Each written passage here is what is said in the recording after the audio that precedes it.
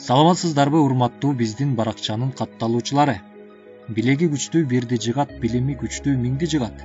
Дал ушул урандын негизинде биз бүгүн сиздер үчүн чакан оюн өткөрүүнү туура деп чечтик. Эгерде сиздин ой жүгүртүүңүз мыкты болуп, билим дараметиңиз жогору болсо, анда биз тараптан берилген 6 суроого алгачкылардан болуп жоопторду туура жазсаңыз, биз сизге 201 кыйгарабыз. Бул албетте сиз үйдө олтуруп эле билимиңиз менен 201 иштеп аласыз деген эле сөз. Андай болсо сиздер үчүн биринчи суроо.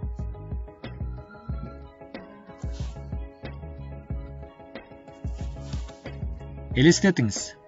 Сиз жайлоодо кой эчкилериңизди жайып жүрөсүз.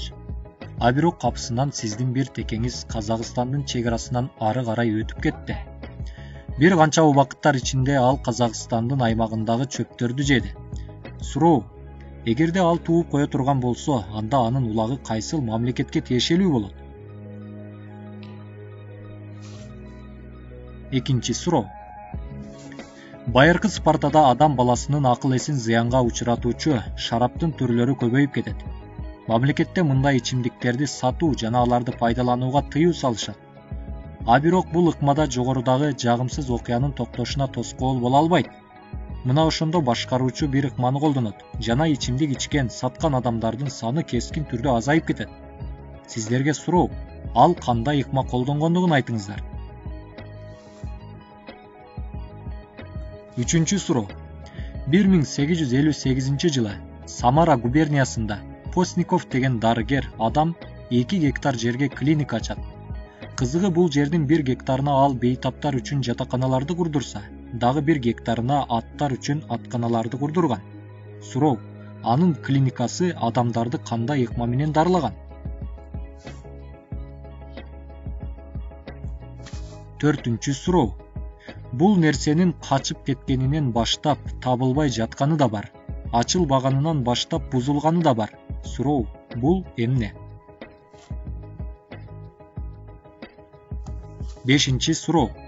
Шайлообек Түйшеевдин Агындылар китебинде бир акылмандын төмөндөгү сөзү келтирилет. Ал этке окшош, кымбат болгону менен начар сакталат.